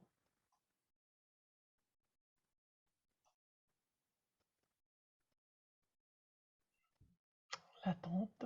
Moi, j'ai une question. Oui, voilà. C'est Aurore qui parle. Oui. J'ai un pic vert qui a niché plusieurs années dans un arbre vraiment tout près devant chez moi. Il est revenu peut-être 3 années de suite dans un arbre qui est moyennement en santé. Et puis là, il ne vient plus. J'ai pas l'impression d'avoir changé de comportement. C'est un endroit de passage, effectivement. Est-ce que c'est un comportement habituel pour le pic vert de nicher Alors, quelques années il est après peut-être partir? mort, hein, il a été prédaté ou il est mort, hein, tout simplement. Hein. Mhm. Parce que c'est assez territorial comme oiseau. Alors, honnêtement, je ne saurais pas dire si c'est toujours le même qui revient. C'est comme les rouges-gorges. Par exemple, tout le monde croit que les rouges-gorges qu'on a maintenant, ce sont les mêmes qu'on a au printemps, au début de l'été. C'est faux. Ce n'est pas du tout les mêmes.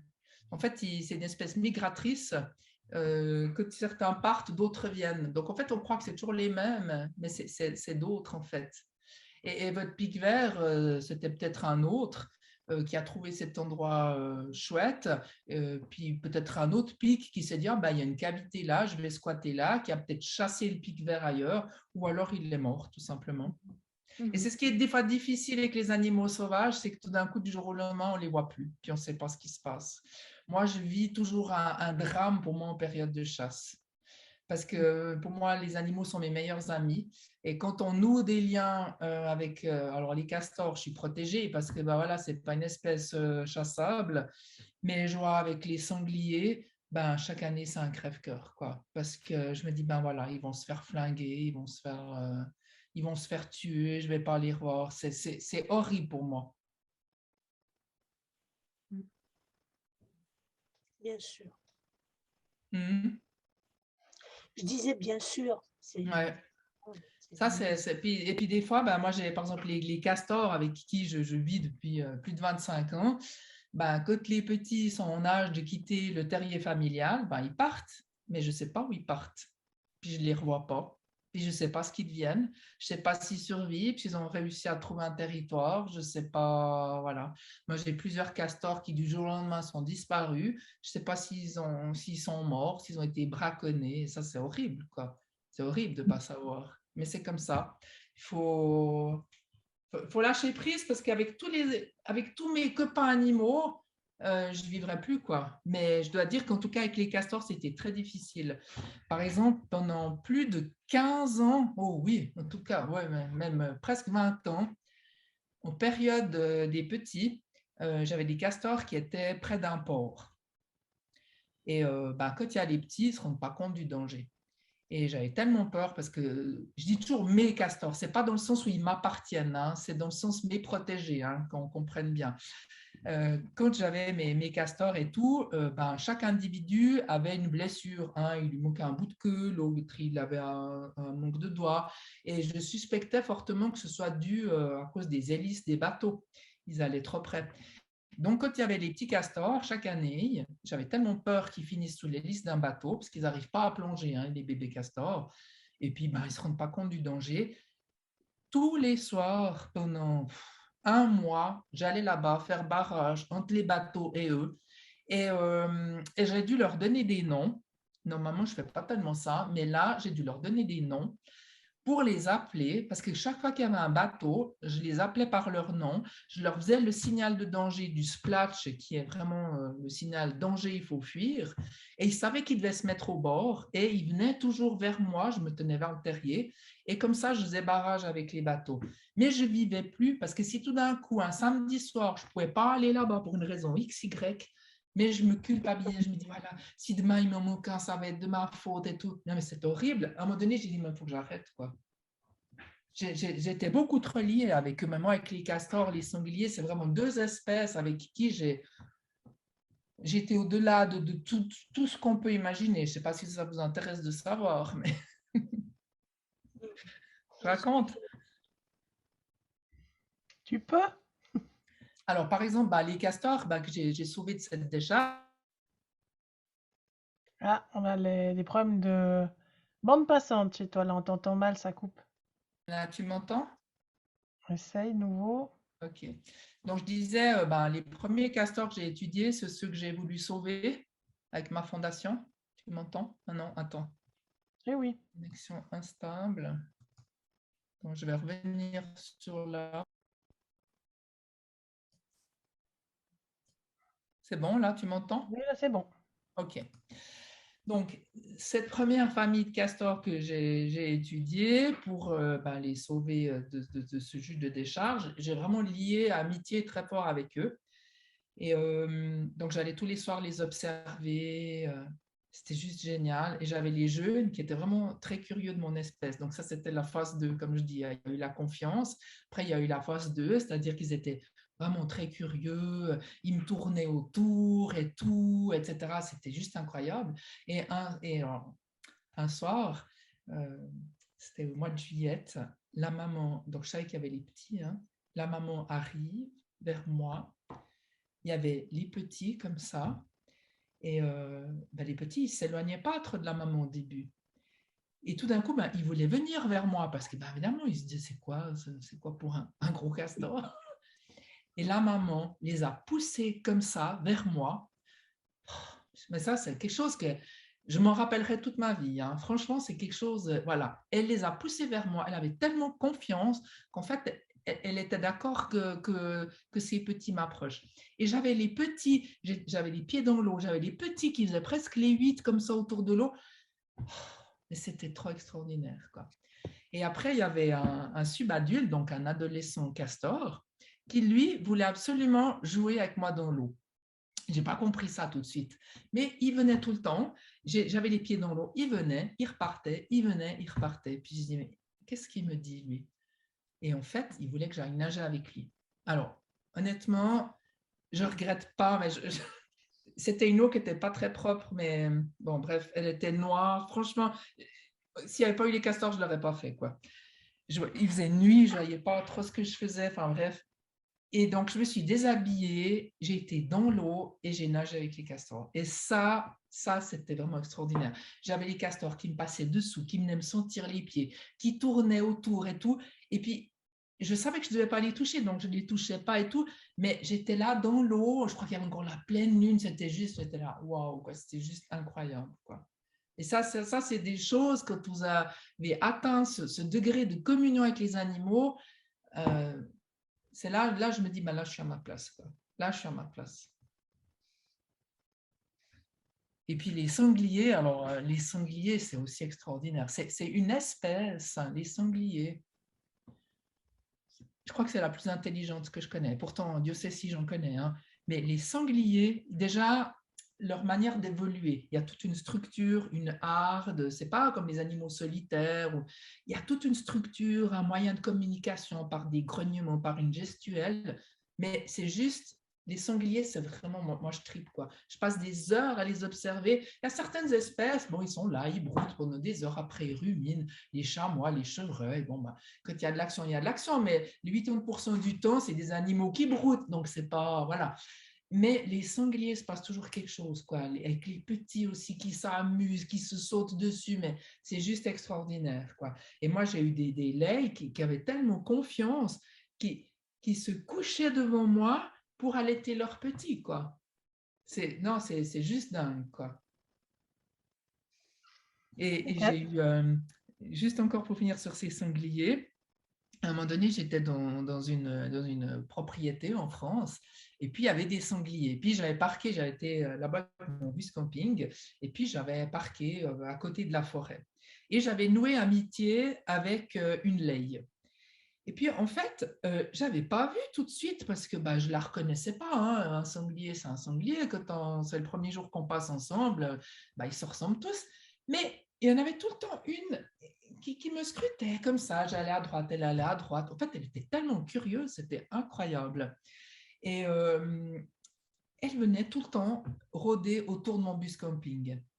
Et quand je suis restée à peu près 2 semaines là-bas, hein, mais vraiment, toute la journée, elle était avec moi. Elle s'approchait, elle branlait la queue comme un chien. Hein, elle était contente et tout, mais c'était juste incroyable.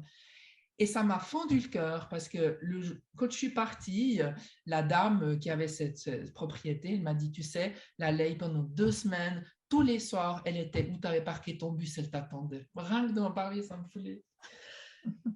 Mais voilà, c'était juste, waouh.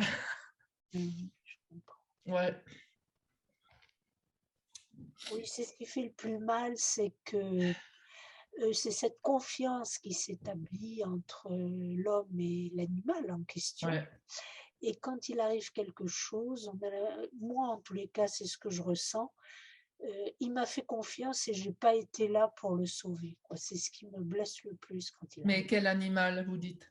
En général, Ah, que ce soit un animal sauvage, j'ai eu la chance d'héberger des renards. Évidemment, c'est contre vos préceptes, mais c'est tout. Norma, c'est qui? Pardon? Norma, c'est qui? Ah, elle a dit des renards. Ah, des renards, oui. Ah, Oui, oui, chez moi. Bon, parce que on me les avait confiés, ils avaient été recueillis, soit par des gendarmes, etc. Et puis, comme ça, quoi. Maintenant, je pourrais ils plus. n'étaient pas capables de... Enfin, je veux dire, ils étaient blessés ou pourquoi ils n'étaient pas à la vie sauvage?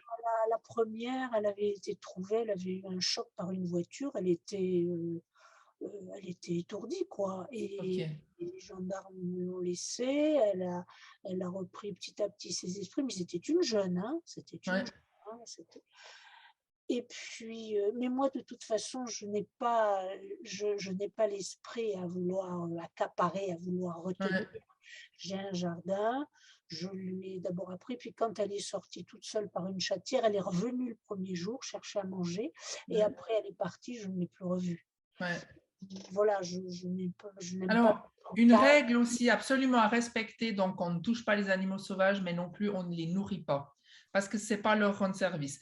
À moins que ce soit une espèce en déclin, qu'il faut, voilà, vraiment, comme les hérissons, par exemple, là, je vous expliquerai après, mais de manière générale, on ne nourrit pas les animaux, et surtout pas les prédateurs. Parce que, je vous donne l'exemple des renards. Si on commence à mettre la gamelle de croquettes tous les soirs, ou on laisse traîner la gamelle du chat, ben, les renards, c'est des opportunistes, c'est des omnivores, donc forcément, ils viennent.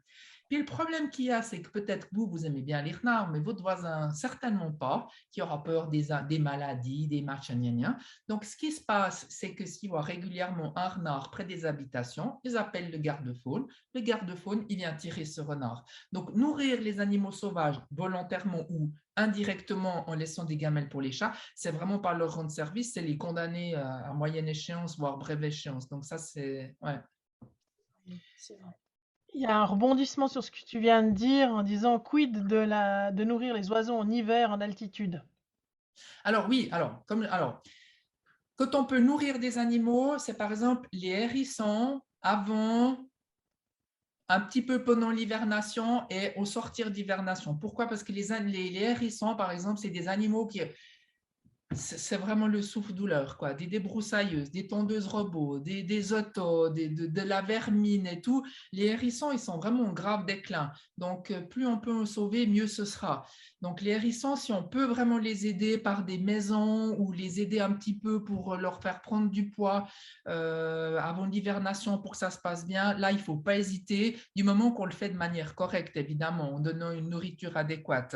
Après, les oiseaux aussi, on peut aussi les nourrir, certains en hiver, mais encore, il ne faut pas donner tout à n'importe quoi. Il y a des graines qui sont vendues dans les commerces, ce n'est pas du tout adapté aux espèces. Et puis, la manière dont c'est proposé, ce n'est pas non plus adapté. C'est une boule de graisse, c'est vraiment ça, il faut bannir absolument. Déjà, il y a risque que les oiseaux se prennent dans ces filets et meurent. Donc, il y a beaucoup de cas où ça arrive, ces filets avec ces boules de graisse. Il faut vraiment le faire. C'est ma lapine qui respecte parce que pour pas qu'ils me fassent des bêtises, ils sont enfermés dans leur chambre, ils veulent sortir. Il faut le faire, mais vraiment en ayant connaissance des espèces et puis en leur donnant la nourriture correcte. On peut, par exemple, un hiver extrêmement difficile, en altitude, si vraiment la neige perdure, on peut aller, par exemple, mettre une botte de foin pour dessert. Mais en aucun cas du pain sec ou des cochonneries comme ça. Voilà. Puis encore, je dirais que même moi, je serais tentée, mais j'ai plutôt tendance à ne pas intervenir, sauf, comme je vous dis, pour des espèces en déclin ou voilà. En fait, moi, j'interviens dans la nature uniquement quand je peux sauver un animal, abréger ses souffrances, et encore, parce que je vous donne un exemple. Un animal qui est sur le point d'être prédaté, par exemple, j'assiste à la scène, prédateur-proie. Jamais je n'interviendrai pour sauver la proie. Jamais, jamais, jamais. On ne doit pas se mêler. On n'a pas à se mêler dans la nature. J'interviens, en revanche, si un animal est blessé ou à cause de nous, en fait, à cause d'une voiture, à cause d'une débroussailleuse ou d'une tronçonneuse. Là, évidemment, c'est de notre faute, donc j'interviens. Mais jamais je vais empêcher la mort d'un animal à cause ou par un autre animal. Et ça, on ne doit jamais intervenir. Même si ça fait mal au cœur, dites-vous que le prédateur, il doit aussi survivre, il a aussi peut-être des petits à nourrir, donc ça, on n'intervient pas. Même si c'est dur. Merci. On arrive gentiment au bout de cette soirée. Je ne sais pas si tu avais encore un message ou une phrase que tu avais envie de donner au groupe et à ceux qui visionneront le replay. Qu'est-ce que tu aimerais qu'on retienne de cette soirée? Ben, là, je parle à titre personnel, mais moi, les animaux, spécialement les animaux sauvages, m'ont fait vivre mes plus belles histoires d'amour, ça c'est sûr. Et je pense que si on fait beaucoup pour eux, ben, ils nous le rendent. Et puis, on peut être comme moi, que je me sens plus animale qu'humaine, mais toutefois, vraiment garder à l'esprit que chaque geste qu'on fait peut avoir une incidence négative sur eux. Ils doivent rester sauvages. On ne doit pas intervenir dans la nature, si ce n'est pour réparer nos erreurs. Mais sinon, la nature, elle se porte très bien toute seule. Elle se gère parfaitement toute seule. Il n'y a jamais de trop ou de pas assez dans la nature quand elle se gère par elle-même. Merci. En fait, c'est conserver la conscience ou la récupérer, cette conscience-là, que tout est en équilibre et que Oui, c'est plutôt l'humain qui a, à force d'intervenir, a créé des déséquilibres. exactement. Ouais. Ok. Bah, écoute, merci beaucoup. Merci à vous tous. Il y a 2-3 feedbacks de remerciements. Aussi, des gens qui disent c'est très beau de vous entendre raconter vos aventures. C'est comme si tout éclairait de joie en vous. Donc voilà. Merci en tout cas à vous qui nous avez écoutés ce soir ou qui vous nous réécouterez en replay. Je vais terminer l'enregistrement ici.